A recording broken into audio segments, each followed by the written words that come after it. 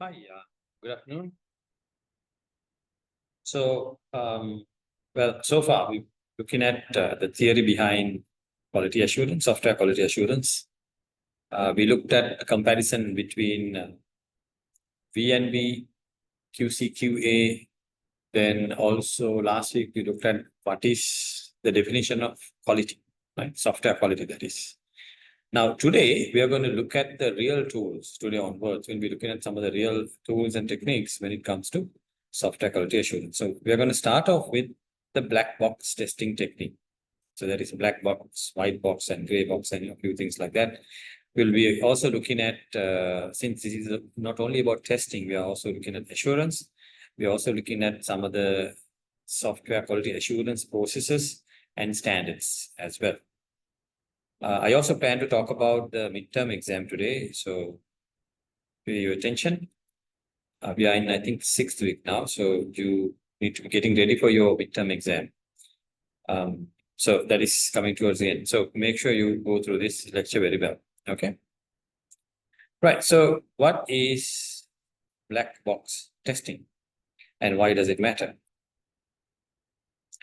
Now, here's a little definition, right? So a test engineer engaged in black box testing only knows the set of inputs and expected outputs. Now, what does it mean? It means there is a test engineer, there is a black box. So the person can see what is coming into the black box and then what is coming out of the black box. Now, the test engineer does not know what is inside the box or how it is translating the input to the output. So we don't know what the test engineer does not understand. And he doesn't need to understand. That's why we call it black box, right? Something coming in, something coming out. And we just need to compare. Okay, if I give this as the input, am I getting that as the output? So we are comparing those two there. Right. Now, under the black box testing, there are a few theories we need to go through. First one is called boundary value analysis, so BVA. That's a very famous mechanism to test our functions or modules, whatever it may be. So this is okay for testing, individual functions or individual modules because we give some input and then we compare the output with the, let's say, expected output and see whether it is correct. Now, the question is, okay, what is the input we are giving? And what is the minimum and maximum input we are giving? Are there any limits like that? What is the type of input we are giving? Say, for example, when the number is expected, can I give a character, English character? What happens if I give, let's say, a symbol? Something like that. Now, under BBA, we are talking about numbers, okay? Although it's numbers, but since letters are also numbers in ASCII form, we can also call it as BBA testing as well. Now, so under BBA, that is boundary value analysis, we look at 5 kind of numbers, right? There is normal number, there is a maximum number, then there is a minimum number. So there we have 3 cases, okay? Remember, we are trying to arrive at test cases. So how many test cases we are going to create to test one function, right? Let's say there is a input to test age of a person who's entering the age. Now, you should know what is the minimum age accepted, what is the maximum age accepted, and what is the normal age accepted, which is, between normal and maximum, or minimum and maximum.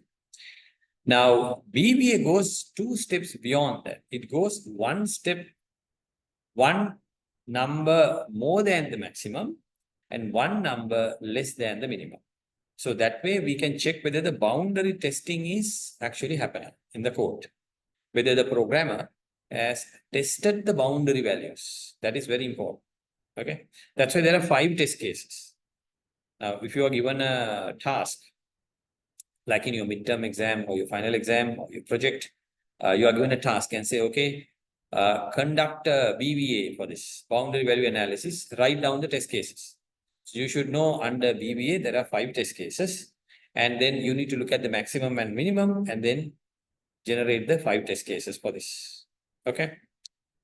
So that is boundary value analysis. Now, there are also some limitations when it comes to BVA. Number 1, Now, if you have Boolean testing, Boolean values expected, let's say there's a question called, have you completed your degree? Yes, no. You only have two scenarios, isn't it? Now, how can you test it then? Well, you can only give two scenarios. So is it boundary value testing? Not really, because you can't go beyond the boundary, right? So it doesn't come under that. And also the variables, we assume the variables to be truly independent, right? Sometimes you might say one input is connected to the other inputs, right? So for example, have you purchased a product? Yes. Okay, what is the value of the product? So you can't be testing the value without testing the previous question. So if the question is interconnected, then it is also not very easy to test it. And although this is absolute minimum or basic way of testing software, this is one of the best way to software as well. So we call it, it's very rudimentary, but it's also a very important one as well. Now, there are, of course, so many other ways of testing, but I would say this is like the absolute minimum or least complex way of testing any software. So you have a bunch of inputs, and then you just need to check that and see whether this is okay, whether this is working, whether it is breaking. Because there are 5 cases, and we just need to test and see, okay, whether these 5 cases are working. Now, here is an example. So on the top, you can see there is an input box, right? Age.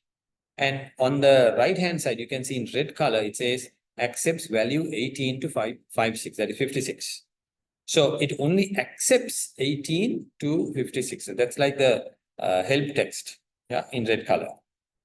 Now, what does that mean? It means it will accept 18, it will accept 56, and anything in between that. So your normal value, which is in the middle, is 18, 19, and 55, 56. Right? Those are minimum, maximum, and normal values. And you can also have anything in between. You can have, say, for example, 20 or 25 or 35. That is also accepted values. Similarly, if you look at the left-hand side, there is something called minimum minus 1. So we already know what is minimum. Minimum is 18. Minus 1, that minus 1 of that is 17. And on the right-hand side, you can see maximum. So maximum we can see is 56. Max plus 1 is 57. So you see, we can compare ourselves with these 5 sets and see how this is working. Right? So we have the valid range, we have the minimum, we have the maximum, and then we have the valid range between those two. Then we have minimum minus 1, and then also maximum plus 1. So this is called boundary value analysis. Very simple, but pretty effective also. Now, although I said this is simple, we sometimes want to go beyond the robustness testing as well. I mean, beyond the basic testing. So this is called the robustness testing. What do we do there? We bring in more to this, right? You notice we have a minimum plus, and then maximum, minimum, 0, and then we have the max and max plus. So you have, now you have 7 cases. Normal, minimum, minimum plus, minimum minus. And on the max, we have max, max minus, max plus. Right? Now, what is the difference here? Now, in the previous one, we have only 5 cases.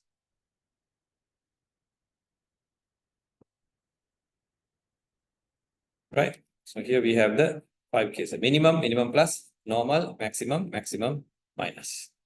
And here we have 2 more extras. Right? We also have another one called worst case testing. What does that mean? Now, worst case testing is very good because it's much more powerful than the previous cases, right? So for each variable, we start with 5 elements, and then we look at the Cartesian product, where it is standing. Now, actually, if you look at the graph here, you can see what I'm talking about. So the first one is the BVT, boundary value test, right? So you can see the boundaries. These are the orange color one are the boundaries. Black color ones are the within range. So we are testing the boundary only. If you look at the robustness, you notice the yellow color is outside the boundary. So we are testing within boundary itself, and then also outside the boundary. That is robustness testing. Now, if you look at the worst case testing, you go, basically you keep adding something to your boundary value as well, right? Few more cases. The best or the comprehensive one is robustness worst case scenario, right? Where you combine the robustness and the worst case together. So now you have within the boundary, inside the boundary, on the boundary, and also outside the boundary, lots of different cases. Now each circle here is one test case, right? You can see the most number of cases are under robustness worst case testing. Least number is under the boundary value testing. More test cases is better, but then remember in week 1, we discussed this question. How many times to test? How many test cases we really need to do? Okay, so we might not need all the test cases also sometimes. We can reduce it also, right? And still get the robustness we need, the fitness we need.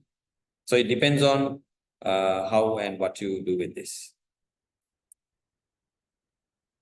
Now, I also share this book with you, an excellent book on test cases. Now, this slide says to go to 4152 test cases for next date function. Now, that's a very interesting function. Let me get that book up here.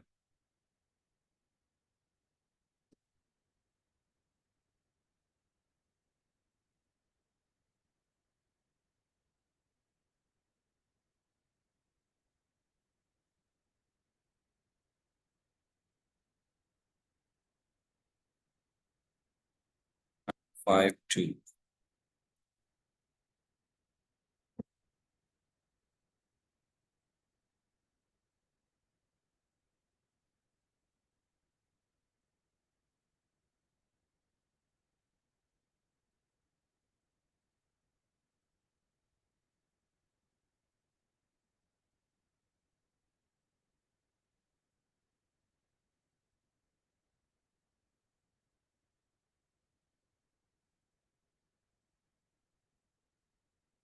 Right, I hope you can see this now. So it's here, 4152, test cases for next date function. Now, what is next date function? Next date function is a very simple function that we write in our code, whether it is Java or Python or whatever it may be. Actually, our program might generate this automatically. So you don't need to worry too much about it. But just to take a case out of this, we are trying to understand how this works. Right. So when I call the function by giving a date, let's say I give 11th of June 2024 and ask what is the next date? It should give me 12th June, isn't it? Now, what if I give 30th of June? There is no 31 in June. So if I ask what is the next date of 30th June, it should come back to me and say, look, it's the 1st of July, right?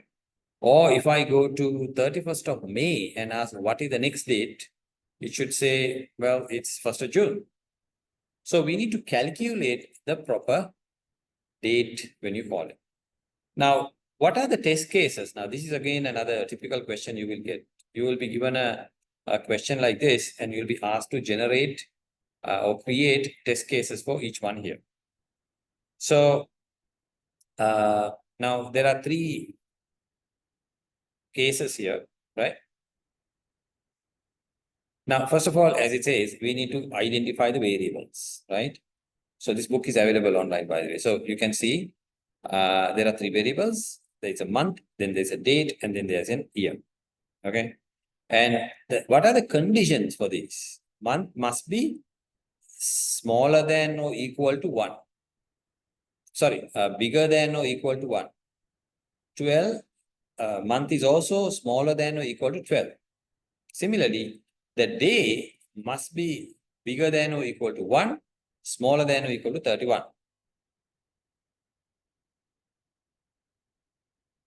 the year, I mean, let's assume some range. Yeah.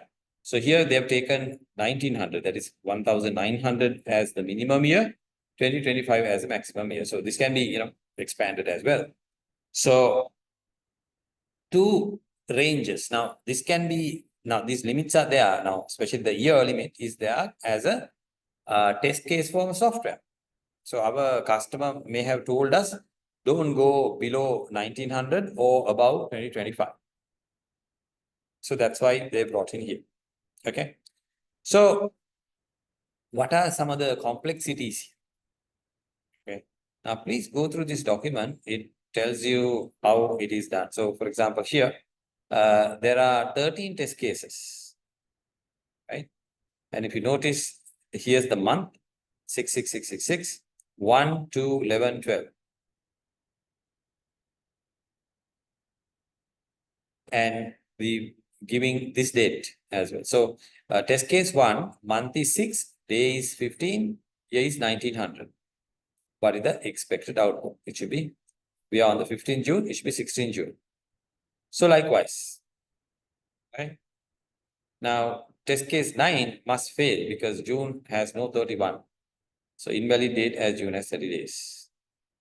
And it goes on and on. Now we have a question of how many test cases we must develop is another question, right? You can create infinite number of cases. We don't do that. That's why we need to go and then figure out of the 4, are we going to go boundary value or worst case scenario or what is it? Yeah. And then we reduce the number of test cases.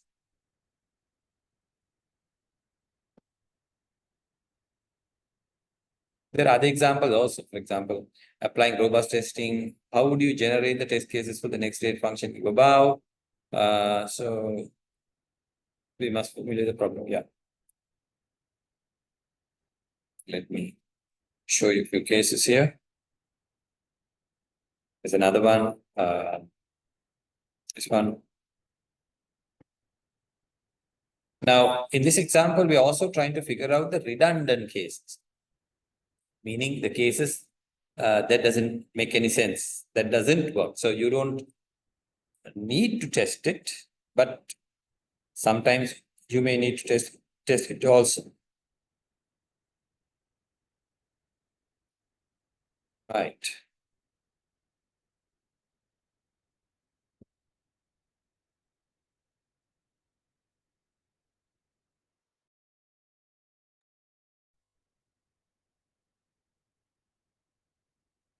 Okay, so another mechanism when it comes to testing the software is decision table, right? So we looked at the boundary values. Now we are coming to the decision table based testing. So they say it is one of the most robust, rigorous mechanism because you can test the logic of your application, not only the values, but also logic of your application. Now, how does decision tables work and how can I create some? They're very compact compared to some of the other testing mechanism and also very precise because they're logical, right? Here we are looking at combinations. Now, say for example, many systems have multi-user systems, meaning there may be multiple users using the software. And of those multiple users, you may also need to create roles. So you might have a supervisor, you might have an admin, you might have a user, you might have a publisher, you might have a consumer, stuff like that. So you want to allow certain things to certain roles. Say, for example, as a user, I cannot delete an article. But as an author, I can edit the article. If I want to delete the article, I have to inform the, let's say, administrator. So only admin can delete, others cannot delete. So things like that. So how do you, in a situation like that, how do you create test cases? Yeah. So it's very simple once you create the decision table. And also last week we spoke about completeness, remember?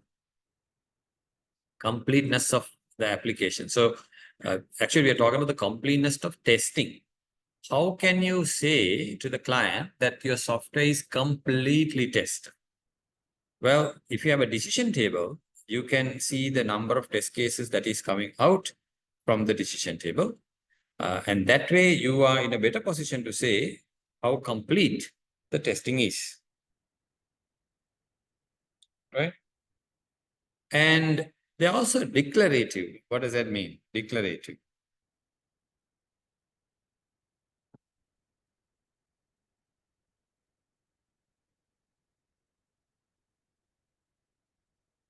They are very clean to understand, clean to see. So the diagram here, it shows certain things like condition and action, and also where the rule is going. Let's look at an example and see how it works. Remember, I talk about roles. Okay. Under the top part, the condition part, I have the roles. I have a recruiter, I have a manager, I have an admin, I also have a super admin. Then next section down, I have actions. There, I have actually 5 actions: candidate data, user account, manage account, permission account, admin account. And which person, actually, which is role can do what? Okay. So if you notice, we are very careful with the role, isn't it? So recruiter is 1. Now here, nobody. That means public. No role. This is public. So public can have any access. No access, no access, no access. And if a recruiter comes, that is column 2, 1 is there. So recruiter can only view the candidate data. Nothing else. No access to everything. And here, manager comes in. Manager can view only the candidate data, but he can view and edit maybe his subordinates, and the rest he can only view. And he has no access to the admin. And if you look at the admin, which is here, view and block. He can view and block a candidate. He can edit anything, and he can also look at admin account as a view only mode. Last one here is view and block. So who can do that? Only super admin can do that. So they can view a candidate data and block it so that others will never get to see that. All the others, the super admin can edit as well. Right? So now this is the decision table, isn't it? So you can then, out of this, you can create all the test cases and see how it works. Here's another one without the variable names, right? So there are conditions here, C1, C2, C3, and there are actions, A2, A1, A2, A3. And these are the variables. So you can see this one has true, and this is, we call it don't care. This one has false and true, true. Here, false, true, false, false, false, true. So likewise. And then what happens when the C1 is true? Well, nothing happens. When the C1 is true here, it's actually false. So nothing here. So this true, true is not giving us anything. Yeah.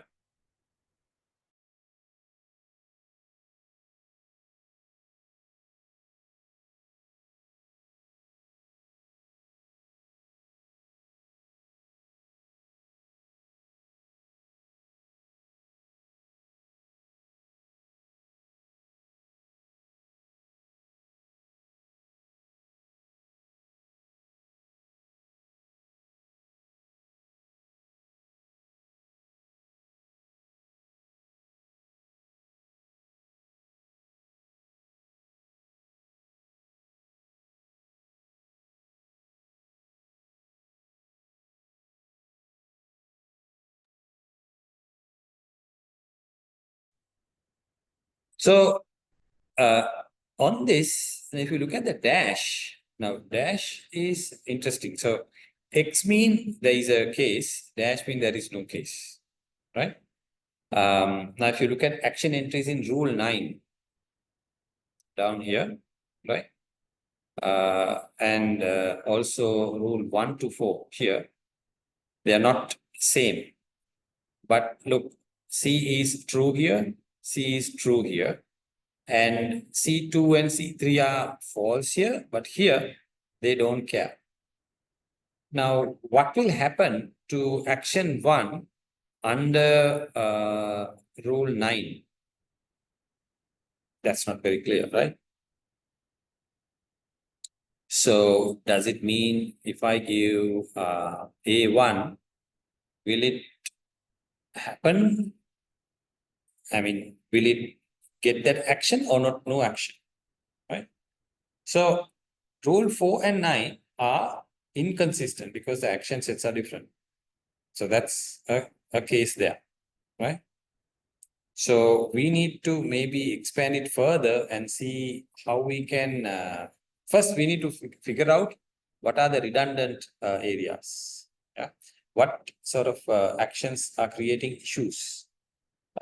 Now that happens when you have this don't care condition, the dash here, right? So here dash and then the false. Now dash does not mean false, by the way. Dash mean it can be true or false. So we got to be careful there.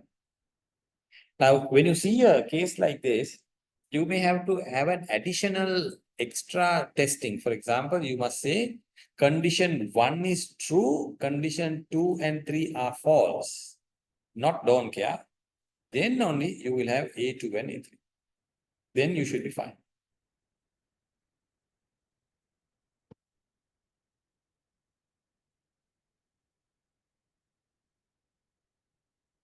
Right. So going back to the book, 4332 also has the same next state function with decision table. Let's quickly have a look at it.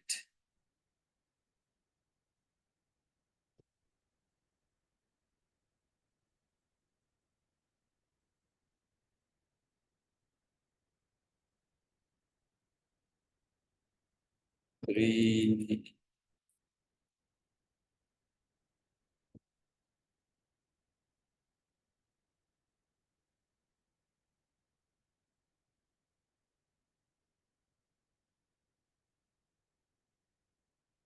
There you are, right? So you can see the decision table for the next state function, right? So up here you can see the conditions. Down here you can see the action. On the other side you can see the rules. So there are 22 rules now. We can say 22 test cases. Yeah. In fact, we can add more test cases also for other special conditions and then arrive at a minimum number of test cases as well. So please read this section here.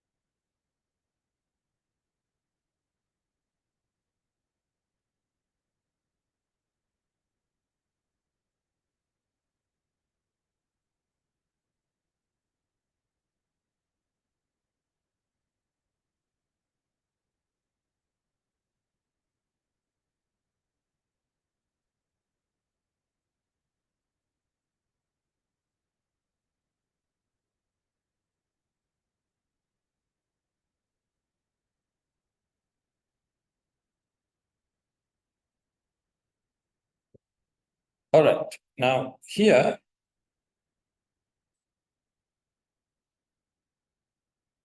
another technique. So we looked at the binary values, we looked at decision table. Let's look at another one. This is called the cause effect graphing technique. This is very famous in Japan. Going back to the Toyota days, they have a technique. And in fact, they call it the Ishikawa diagram. We also call it a fishbone diagram. I'll show you some pictures, you will understand why. Now, in Japan, they have a situation called the 5 whys. WHY, why. So you ask the question why 5 times in order to arrive at a root cause. So any problem, can be, they say, according to them, can be gone back to the root cause if you ask why 5 times, right? So although this is coming from a hardware testing technique, this is very good when it comes to software also. So we are using this in order to figure out how to get to the root cause of the problem, right? So here there are two things, cause and the effect. And we also use a very interesting way to draw this on the papers. So it's called the notation. So there is a C stand for cause, E stand for effect. So this cause makes this effect. And there are 4 cases here. Identify, not, O, and. Very logical kind of thing, right? So this means the E1 effect is a responsibility, or rather happens when condition occurs 1 or 2 or 3. One of this or all or 2 of this happens, you get the E1, right? In this one, C1 and C2 must be satisfied in order to get the E1. How do you know? Well, here the V is down, here the V is up.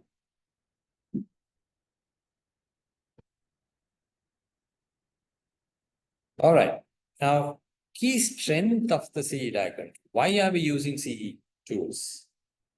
It's a very good tool because it focuses on the attention of all the people are involved. Now, for example, going back to Toyota days, if something goes wrong, let's say the boss comes and asks why. So they will say, look, for example, the car production line, someone can stop it. So you ask, okay, why this is stopped? You say, okay, because that person stopped it. So we ask, why did you do that? You say, well, there was a part that is not fixed properly. So you ask why again. They say, look, this is the part I got from the supplier, so I had to install it. Then we know the root cause. So why did the supplier send this? You can go further. Well, supplier might say, look, that was a mistake.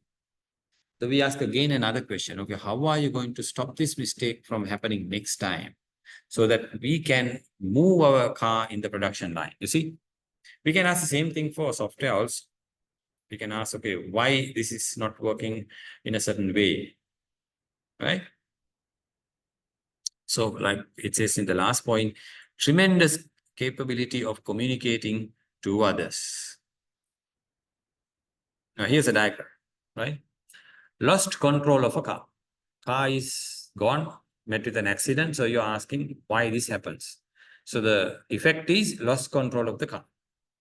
So that we can break down into 4 main areas: flat tire, slippery road, driver error, and mechanical failure. All right. And then you take each one and try to expand it. So what do you mean by flat tire? It might be due to nails, rocks, blown out fuse maybe, right? Or even glasses. And then what do you mean by slippery road? Now, by the way, these are reasons, okay? Reasons can be oil on the road, rain, ice, snow. So all these are reasons as per the slippery road. And then we have driver error. That is also, that might be root cause also, right? So poor training, driver is not trained properly. Driver is sleepy. He can't activate very quickly. Or driver is reckless. So he's on drugs, he doesn't know what to do, how to do. So he just keep buzzing along. And the last one here is mechanical failure. So how can mechanical failures happen? So broken road, stuck accelerator is stuck so that it just keeps going. You can't slow down. Worn pads. So your brake pads are worn out. So you need to replace that. And also mechanical fluid loss. So you have brake fuel. If that brake fuel is gone out of the car, you have no control over the brakes. So this is an example of a CE diagram. Another one. You notice this looks like a fish now. That's why we call it a cause effect diagram, also a block diagram, or a Ishikawa diagram, or a fishbone diagram, right? So you see here, the effect is on the far right hand side. And then we look at all the courses.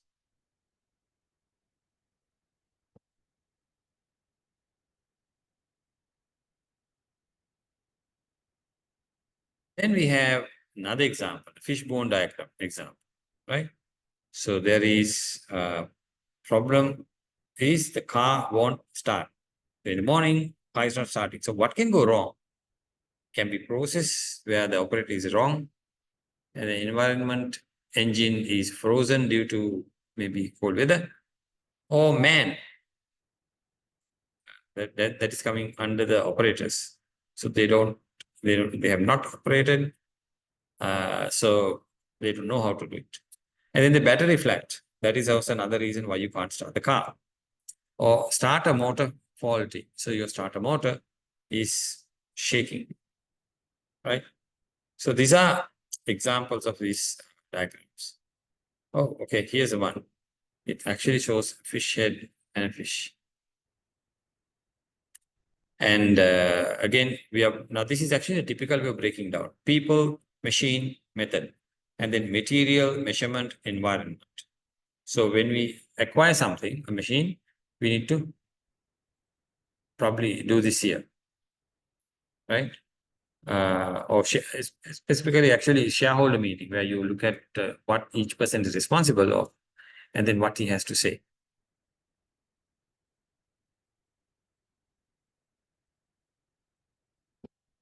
Okay, so here's a very simple login system where you need to type your mobile number and what else do they want? Okay, so they want for the mobile banking, they need a login name and a password, right? Sometimes you can give the email address, sometimes you can give the phone number and then also login. Sometimes. So if you are developing a software to do just that, how does it work? Also, we attach various gadgets to our clothing and our devices and whatnot. So what do they tell us? Right? So here's a diagram again. So two areas are in, and then the other two here are for the second part. Yeah. Now, there are two ways of logging into the system. Number one is login and password. Number two is bank account number and the password. So you need both in order to get to C1, right? You can't have one and then go to C1. Here also, you can't have one and then go to C2.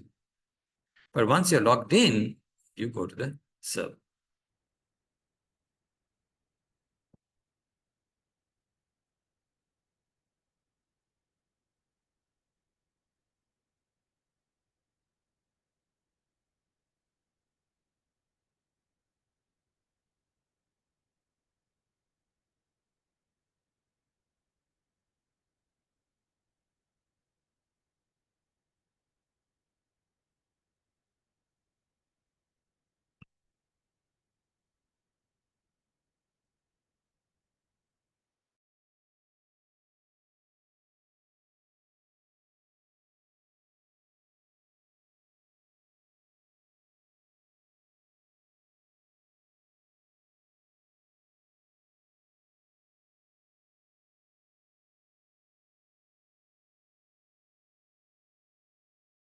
Right. So here we have another case for a payroll problem, right? So let's try to understand that.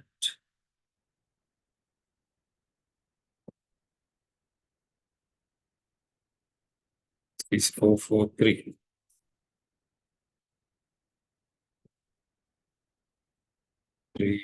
Yeah, okay. So as you can see, there is another case, this case for payroll problem. Now, this is again another very common situation where you're calculating something along a range of things, right? So look at the problem. It says, consider the payroll system for a person. If the salary of a person is less than 70,000 and expenses do not exceed 30,000, then a 10% tax is charged. Next, it says, if the salary is greater than 60,000 and less than, blah, blah, blah. So there are four cases here. And then it says, design the test cases during the decision table. So first of all, we need to get the cases right. Yeah. Although we can see 4 cases here, we need to expand that and see, okay, what else can happen? What are the other cases happen? And so we have 6 causes, right? Cause mean reason. And then of those 6, we have 4 different effects that can happen. So how much tax to charge? Isn't it? That's our effect. So there are 4 scenarios. We will charge 10%. We will charge 20%. We will charge 20% plus 5 surcharge. We can also charge 20% plus 9% surcharge. So different cases, different scenarios. Yeah. And then here we have the cause and effect diagram. So as you can see, we have the 4 effects. And then we have C1 and C4 makes E1. And C2 and C5 is E2. Then C3 and C5 is E3. And then we have C3 and C6 coming for E4. From that, we can design the decision table. You see, now you start with a story like this. Then you come up with a diagram. What are the causes? What are the effects? And then you draw the chart and then develop the decision table. Once you have the decision table, you can then start writing the test cases. And also decision table allows us to remove the redundant cases and be careful with what we should be testing, right? So you notice there are 4 cases and each case is unique. You don't charge twice, you see, this or this or this or this, not more than one. And then we have the different conditions.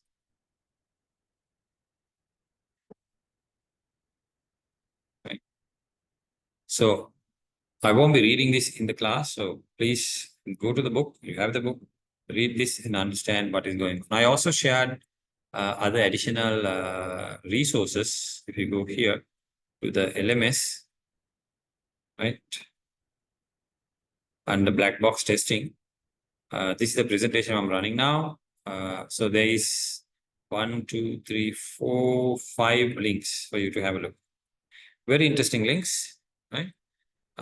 Some are video, I think 1 or 2 are videos. The others are excellent articles. Read them, right, to understand what's going on.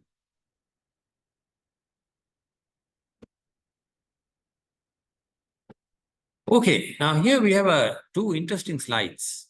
The first one is about how many test cases are there per testing method. Now we talk about 3 methods here: BVA, equivalence class, and decision table. So on one side, on the y-axis, we have the number of test cases, low and high. On the x-axis, we have sophistication, small to large, or rather less sophistication to more sophistication. Okay. So as you can see, BVA is on the top. Number of test cases are very high, but look at the sophistication. It is minimal sophistication. Whereas decision table has the lowest number of test cases, but sophistication is very high.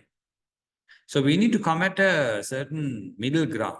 That's where the equivalence class come into the picture. Okay. So remember, decision table allow us to remove the redundance. Now, same as this chart, here's another one. In this side, we are looking at the test case identification effort.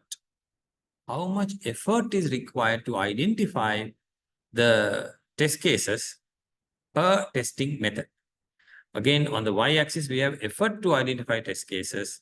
And on the x-axis, we have the sophistication. So BVA, effort of identify test cases is very minimal, meaning anyone can write the test cases for BVA. That is the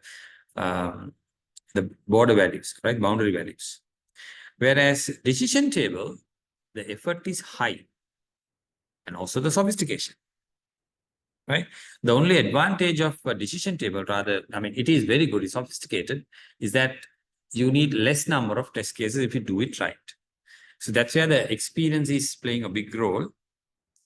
So more experienced people can write less number of test cases with the decision tables. All right, now we have another interesting one.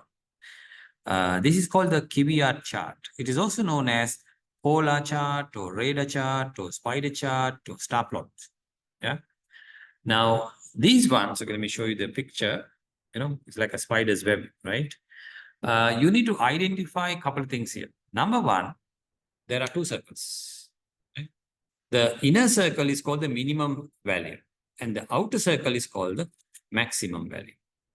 And then you have the spikes here, right? Here we have 7. Now, this is called a dimension. So there are 7 dimensions in this chart. And then you have the web, the connection things. So these are the individual values.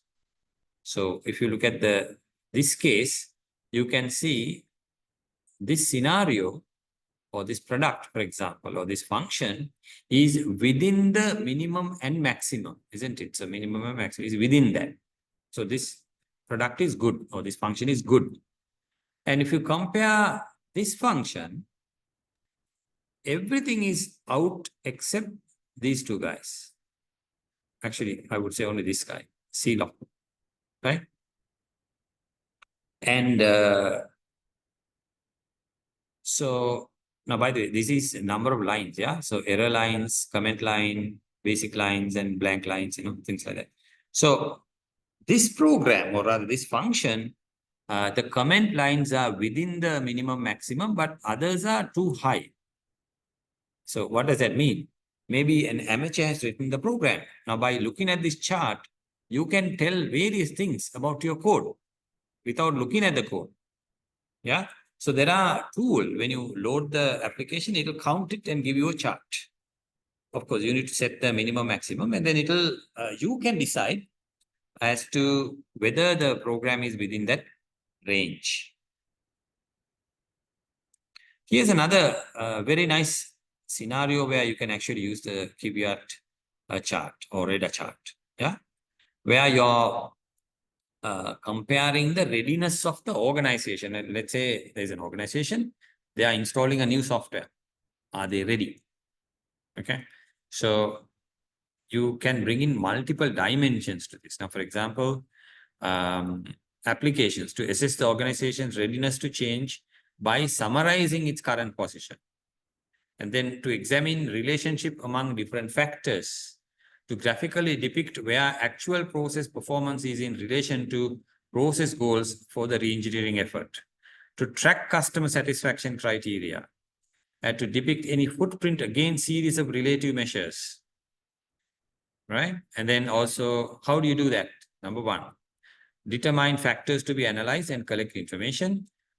Now, the next is very important. Normalize the data between the minimum and the maximum, actually. So 0 to 100 in this case, percentage, right? So, and then we need to agree on the minimum and the maximum. And then you review, analyze. Now, I've also shared a YouTube link about how to type some data onto an Excel sheet and then create a Kiviat chart. So have a look at that from the LMS. Here's another interesting one. This is competitor analysis, spider chart. I mean, spider chart, radar chart, it's the same thing. So you notice we have 3 products, isn't it? Product 1, product 2, product 3. So product 1 is in yellow, product 2 is in green, blue, product 3 is in green. Now we can talk about each product also. Now, if you say, for example, product 1 is a yellow one, appearance wise, they are low, minimum. Maximum is advertisement, right? Then comes after sales support, sales channel. Quality also very minimal, right? So highest quality is blue color, product 2. Now, we can compare 3 products according to, let's say, price, advertisement, after sales service, sales channel, quality, product durability, appearance, and diversity. These are different ways of testing our product. All right. different ways of testing them. Right, which brings us to the comparison. Now we spoke about various different ways of testing. Yeah. And how do you select which one is more suitable for which case? So here's a comparison. When we want to test scenarios that have output values dictated by certain conditions, then use decision table, the most effective black box testing technique to use. So we are looking at decision table, boundary value analysis, equivalence partitioning, positive negative testing, graph-based testing, requirement-based testing, domain testing, and document testing. These are different scenarios when it comes to black box, right? So remember, going back, we said black box is where we don't know what is going inside, and we are only concerned about the input and the output. So we don't know the mechanism. We don't know what variables they are using. We don't know the algorithm they are using. We're only interested in what is coming in, what is going out. All right. Okay, I guess that brings us to the end of today's session. What I did today is section 4, right? Chapter 4. So chapter 4 is full of information. So what I did here was summarization of chapter 4. I strongly recommend you going through chapter 4 because it also has an excellent section at the end talking about question and answers and everything else. So please go through chapter 4 to understand the black box way of testing software. Now, let me also talk about the midterm.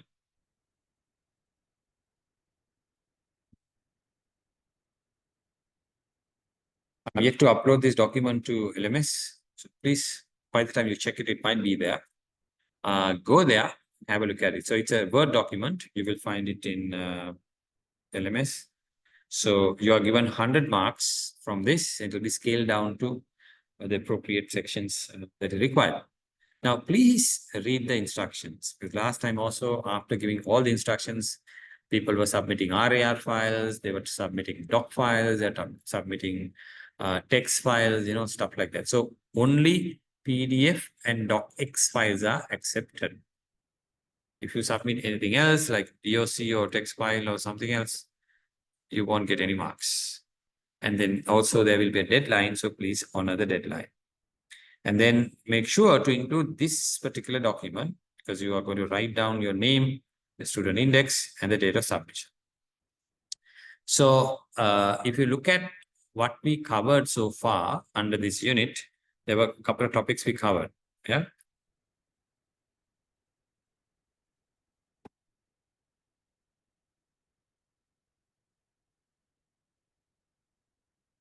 So we covered introduction to quality assurance. We spent a couple of weeks on that. Then we compared the V&V, that is verification and validation, right? The difference between validation and verification, that is another lesson we did. We also spoke about the difference between quality control and quality assurance. Then we also try to define quality. What is quality? Yeah. So those are the things we did. And today we spoke about black box. So please go through these slides and the recordings. And there are 5 questions for your midterm. And then there are a few definitions that you need to look into. And then there are also work to be done. Like you'll be given a question like what we saw today. Like the next date function, there will be a function given to you. And you need to identify the function. And then from there, you need to come up with test cases. So how are you going to do the test cases? So you can look at boundary value analysis, decision tables, stuff like that. And also minimize the number of test cases. Also, there will be a question on creating charts, bar chart, pie chart, and also the Kiviat chart or the radar chart. So study those things and see how these things are working. There'll be a strict deadline on the midterm. So please honor that. Please submit the document on that time. All right. I guess that's all for today, and I'll see you later.